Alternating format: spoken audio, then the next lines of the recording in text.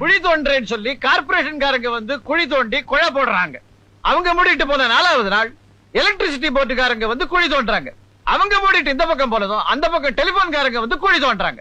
அவங்க மூடிட்டு போனதும் சாக்கடைக்காரங்க வந்து அவங்க குழி வெட்டுறாங்க. அவங்க இந்த பக்கம் போனதும் சில பசங்க வந்து மந்திரிக்காக குழி தோன்றாங்க. ஏன்டா இந்த மாதிரி குழி தோன்றீங்கன்னு கேட்டா மந்திரி வர போறாரு, செடி நட போறாரு, கொடி நட போறாருன்றாங்க. இவங்க குழி தோண்டியே பழகி போயிட்டானுங்க.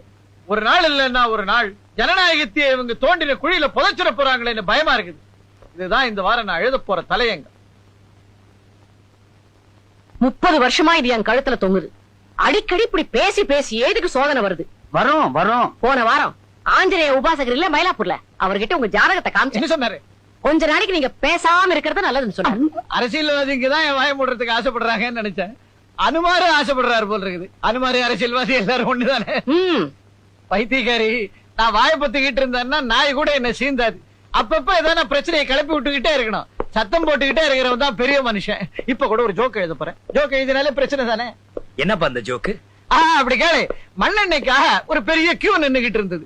அந்த கியூல நின்னு ஒருத்தனுக்கு ரொம்ப அழுத்து போச்சு. கோவம் வந்து இந்த மாதிரி கியூ நிக்கிறதுக்கெல்லாம் எவன் காரணமோ போய் அவனை கொலை பண்ணிட்டு வந்துடுறேன்னு புறப்பட்டான். போனவன் 5 நிமிஷத்துல திரும்பி வந்துட்டான். கியூல நின்ன மத்தவங்க எல்லாம் என்ன ஏன் கொன்னுட்டியான்னு கேட்டாங்க. இல்ல, அவனை கொல்றதுக்கு இதை விட பெரிய கியூவா அங்க நிக்குது, அதனால திரும்பி வந்துட்டேன். நல்லா இருக்கு.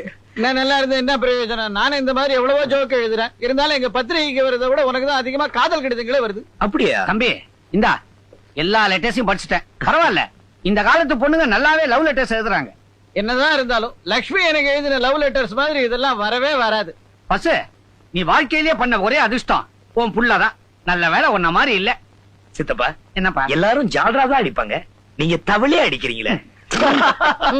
சரி சரி சாப்பிடுவாங்க. என்னங்க இன்னைக்கு பேப்பர் பாத்தீங்களா? என்ன விசேஷம்? யாரையாவது மந்திரி பதவியில தூக்கிட்டாங்களா? அது என்ன பெரிய நியூஸ்? அதுதான் தினம் நடக்குது. இந்த நியூஸ படிங்க. என்ன நியூஸ்? மணமகள் தேவை, விருப்பம் உள்ளவர்கள் விண்ணப்பிக்கவும்.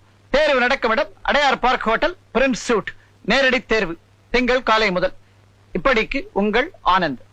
குத்துக்கல்லு மாதிரி பெத்தவங்க நாம இருக்கும் போது மணமகள் தேவைன்னு இவனே விளம்பரம் கொடுத்திருக்கானே. ஊர்ல இருக்கிறவங்க நம்ம பத்தி என்ன நினைப்பாங்க? ஊர்ல இருக்கிறவங்களுக்கு நம்ம பத்தி எல்லாம் நினைக்கிறதுக்கு டைம் கிடையாது. அவங்களுக்கு நிறைய பிரச்சனை இருக்குது. என்னமோ வர வர எல்லாமே தலைகீழா போச்சு.